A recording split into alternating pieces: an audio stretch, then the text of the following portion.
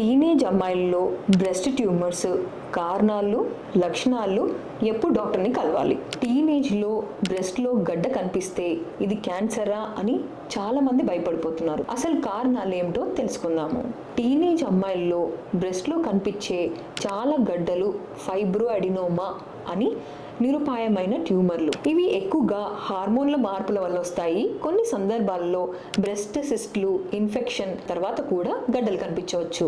సాధారణంగా ఈ గడ్డలు క్యాన్సర్ కావు.